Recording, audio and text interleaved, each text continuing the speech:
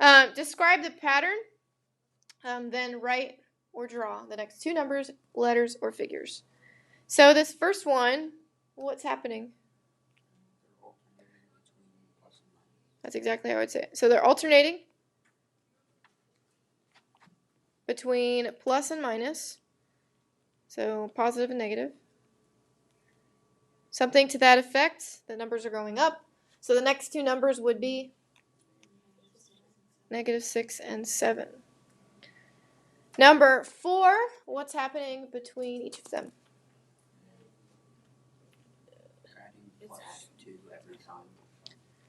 Yeah, I put that they're, which you're correct, I put that they're adding consecutive even numbers. You don't have to have that exactly written.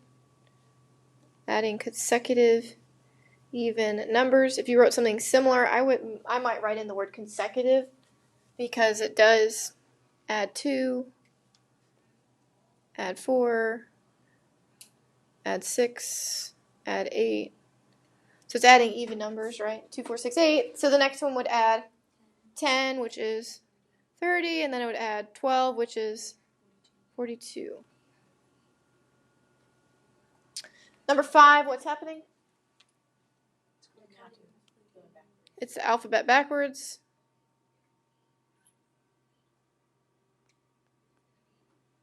So the next two letters would be U and then T. And then number 6, I try to give you a hint. This isn't this pattern isn't in the letters. The letters represent something. There's 12 of them. What do each of these letters represent? The months. January, February, March, April, May. So the next one would be June and July. So I'd write that it's the first letter of all the months. Make sure you wrote the description of the pattern. If you didn't, it is -2 for each one you did not write. Number 7, we've got a triangle, and then a quadrilateral, and then a pentagon. What is happening between these? They're adding a side. So then the next one would be a hexagon. And then the next one would be a heptagon. It does not have to look like a regular heptagon. Regular means all of the side lengths are equal and all of the angles are equal. A heptagon just needs to have 7 sides. So 1, 2, 3, 4, 5, 6, 7. There's mine. If my hexagon doesn't look like that, and It has 6 sides. That's fine. Okay. It just needs to have 6 sides. You're good. So this one, I like I told her, it is easier when you take a sheet of paper and you copy the last one to make a new one. But what is happening to each of them? They're just adding one. Yeah, they're adding a box. I said to each row, or however you want to put that. Row, each line. So the next one, it's going to be beautiful, y'all. We don't have to be anything crazy. 1, 2, 3. 1, 2, 3. You get it. 1, 2, 3. Yeah, it's fine. And the next one would have 4th. Then that'd be beautiful.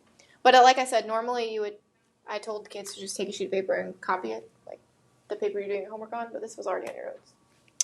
And then the next one would have another row. So it'd have 4, 4, 4, 4. All right, and then this next section, decide whether inductive or deductive reasoning is used to reach the conclusion. Explain your reasoning. So if you don't have a reasoning, it is -2 for each one you don't have reasoning for. Inductive reasoning is based off of what things? It's based off of patterns. It's based off of observation. It's based off of behavior. And deductive reasoning is based off of facts, rules, laws, things like that. So each time your mom goes to the store, she buys milk. So the next time your mom goes to the store, she will buy milk. What do we think? It's inductive because it's a pattern. So make sure inductive, it's a pattern, or inductive, you observed a behavior, things like that. 32, it says rational numbers can be written as fractions. Irrational numbers cannot be written as fractions. So 1/2 is a rational number. These are all, is this a pattern or are these facts? They're facts. So that makes it deductive because facts are being used. 33, I used almost as exact example yesterday. All men are mortal. Mozart is a man, so Mozart is mortal. Deductive, because these are facts. Each time you clean your room, you're allowed to go out with your friends. So the next time you clean your room, you'll be allowed to go out with your friends. Because inductive is a pattern. It would be a little different if it said, my mom said if I clean my room, I can go out with my friends. So when I clean my room, I can go out with my friends. If your mom said it, that would be stated like a policy or like a rule. Then it would be deductive reasoning because you're basing your conclusion off of a fact. That makes sense. But here it just says every time I do it, this is what happens. So that is a pattern. You are going to put a grade at the top. Then you're going to put it aside, and I'll come collect the grades while you're doing your scavenger hunt. We're going to talk about the notes. Here is the first blank on the notes. 2.6, geometric reasoning. Some of these things we just have to say out loud. This first part, all right angles are congruent. That is the first blank. All right angles are congruent. All right angles are congruent. This is on 2.6 notes. Is that sound good? All right angles are congruent. What does congruent mean? Equal in measure, right? So all right angles are congruent because they all measure 90 degrees. So all right angles are congruent. Boom. Second blank. I'm going to explain it after. Okay? It says if two angles are supplementary to the same angle, then they are congruent. That is the second blank. We're going to write a lot on this first page, like back to back to back. So be ready. If two angles are supplementary to the same angle, then they are congruent.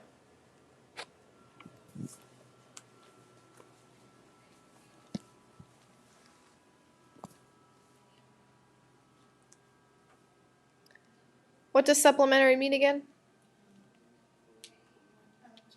They add up to 180. Good. So I'll explain why. You're going to use your picture to explain why. So that means if angle 1 plus angle 2 is 180, I would write this in.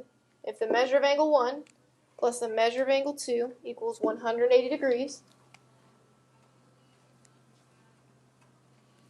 So if 1 and 2 are supplementary, let's make them supplementary. Pick a number between 1 and 180. Let's make it an easy number. Can we make it look a little bit more like the picture? You said what? We could do 50. So let's say 50 was the measure of angle 1. And I know that 1 and 2 are supplementary. So what is the measure of angle 2? 130. That's the first part. If 1 and 2 add up to 180, aka they're supplementary, and if 2 and 3 are also supplementary, what does the measure of angle 3 have to be? 50 degrees. Also 50 degrees. So if two angles are supplementary to the same angle, they have to be congruent to each other.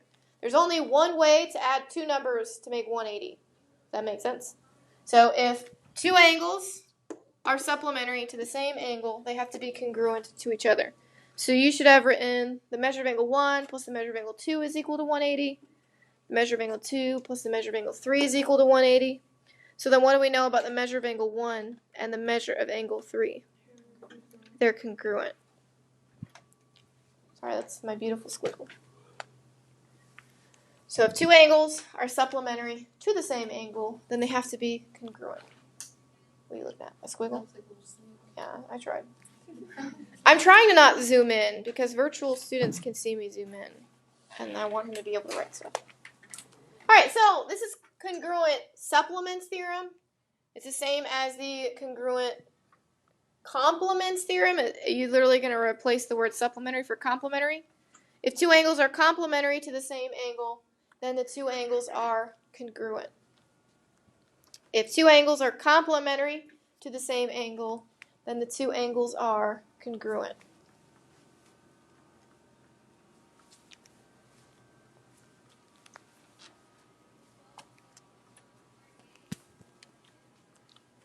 So if two angles are complementary to the same angle, then the two angles are congruent.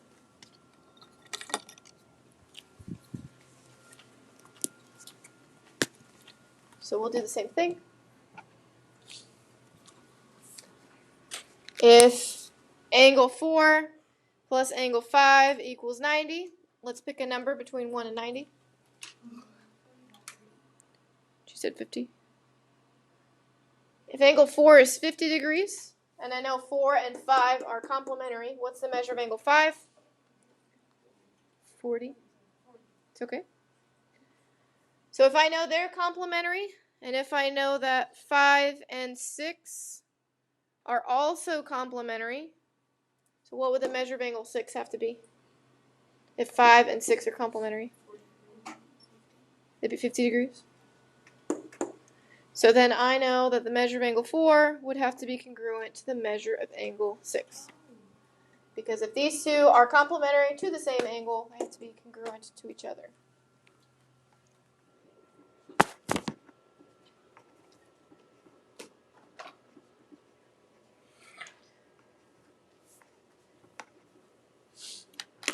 Alright, we're going to talk about linear pairs. There are reasons that we talked about that, and we'll discuss it later. This first thing on your page, it says linear pairs are blank. They are supplementary. They are supplementary. And I would take out your highlighters and make sure you highlight that and make it a big deal.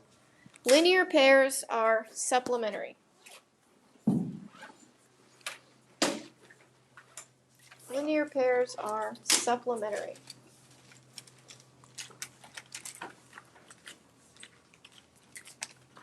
They're supplementary, and also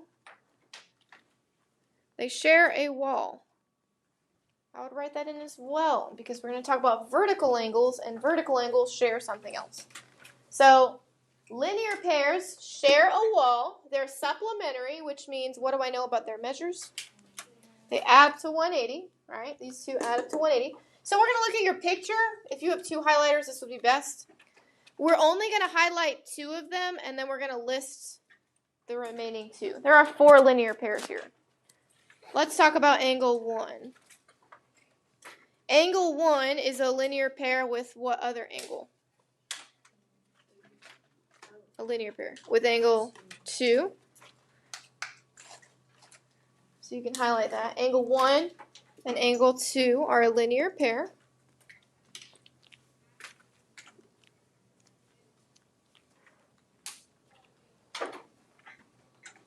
And again, there are 4 linear pairs. We're just going to highlight 2 of them, and we're going to list the other 2. So of the ones non-highlighted, that means 3 is also a linear pair with 4. So those are 2 we've highlighted. They're right next to each other. What are the ones we're not going to highlight a bunch because then you can't look at anything. So we already said 1 and 2. What else is 1 a linear pair with? Angle 4. They're linear pairs together. And then we already said 2. What is 2 also a linear pair with? 3.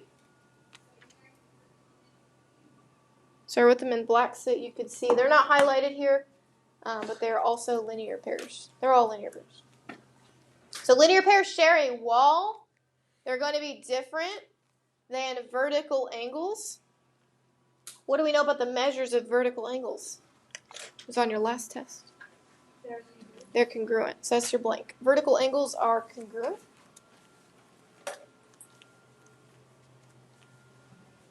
Vertical angles are congruent. I would highlight around it, make sure you can find it later. Vertical angles are congruent. Vertical angles, I would also write under it, they only share a vertex. They're across from each other.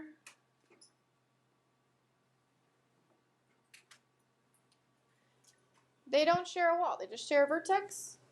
They're always across from each other. They're congruent. So, in our picture, we are going to highlight some vertical angles. Angle 1 and angle 3 are vertical, so with one color. You can highlight like they did, or you can highlight like this, however you want to do it. Angle 1 and angle 3.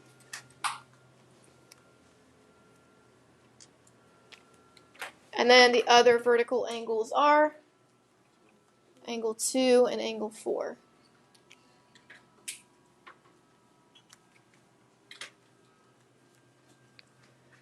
So the extent from this section that you're going to be asked to do on the quiz tomorrow is I'm going to give you one angle. Let's say it was 110 degrees. If I told you that the measure of angle 2 was 110 degrees, I would ask you for all of the remaining angles. You would use linear pairs and vertical angles to find the rest of them.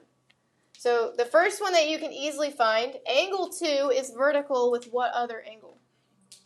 Angle 4. So you would say the measure of angle 4 is 110 because they're going to be congruent, right? Then you would need to find the measure of angle 1 and the measure of angle 3, right?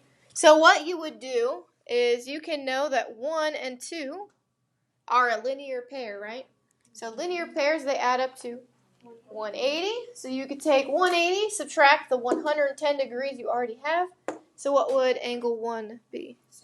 70. So if angle 1 was 70, then angle 3 would be 70. That is the extent of the math on tomorrow's quiz. So when I say 2.6 is on it, it's being able to do that. Knowing what a linear pair is and knowing what vertical angles are. Okay? So we're going to practice again. Next page. Use the diagram and the given angle measures to find the other 3 angle measures. So whenever you answer these, you need to list them out because I am not reading any mumbo jumbo that's all up in here because it becomes mumbo jumbo for some. I would like you to write it out nice and neat so I can find it, and happy day. So it says the measure of angle 3 is 128 degrees. So what other angle do I know right off the bat? Angle 1 would also be 128 degrees because they are vertical. Then to find angle 4, we could do 4. 4 is linear. We could say 4 is linear with 1, which means what do I know about their measures? They add up to 180. So 180 minus 128 is 52. And if angle 4, either way. If angle 4 is 52 degrees, then angle 2 is 52 degrees.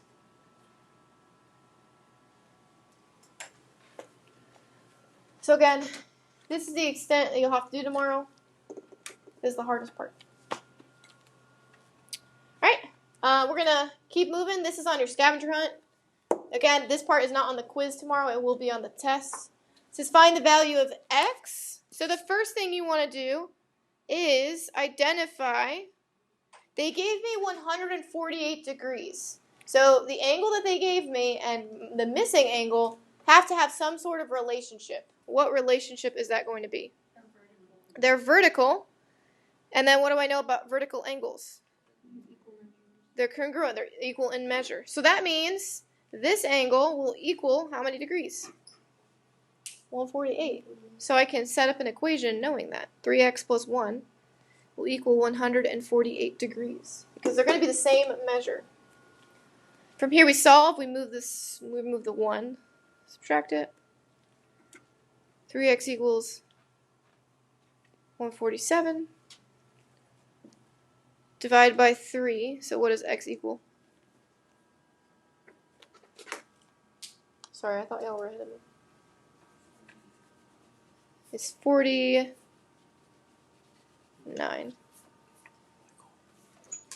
49.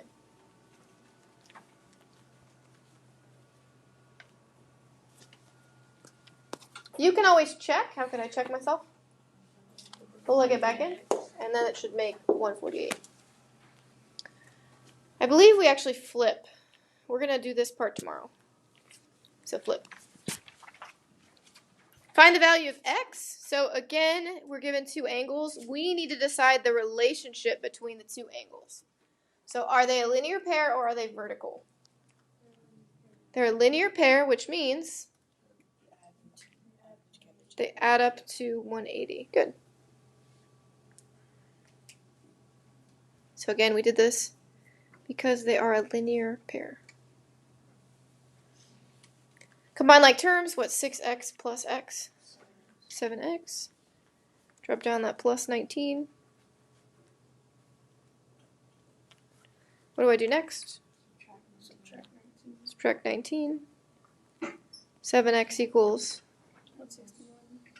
divide by 7, and x equals 23. And then again, this one just says x. You could always plug it back in. You would plug it into both of them, and they should add up to 180 together. We're going to do one more together. This is the hardest one. You'll have problems similar to this around the room in the scavenger hunt. It says find the values of x and y. So if you notice, you can just observe. We've got an x here, we've got an x here, we've got a y here, we've got an x and a y here. So you want to find the simplest way to solve this. Okay, so you want to figure out what letter is the easier one to solve for first. So which letter do you think would be easier to solve for? X. And here's y. W-H-Y. Here's y. These two x's have a relationship, right? What relationship do they have together? They're a linear pair. So we could find x very easily, right? So if they're a linear pair, what am I going to do with them? Add them together and then equal them 180. Good. So add them together. 2x plus x makes 3x plus 60 equals 180. And then I'm going to subtract 60. So 3x equals 120. Divide by 3, and x equals 40. Bada bing. We found one of them. Found one of them. So then what do we want to do to find y? We only have this y and we have this y, right? We can add them and set them equal to 180, except for when I do that, I would have x plus y plus 20 equals 180. So what can I do now that I know x? I'm going to substitute it, plug it in. So instead of x, I'm going to plug in that 40 I found. And then plus y plus 20 equals 180.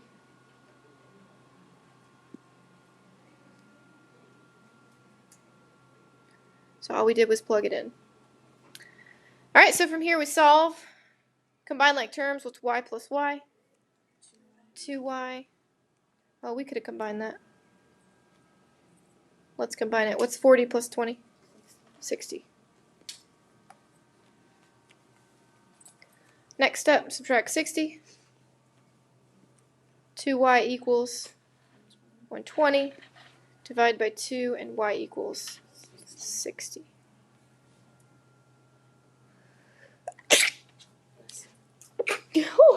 That's it. We're going to stop there. We'll do the rest tomorrow. You're going to do a scavenger hunt.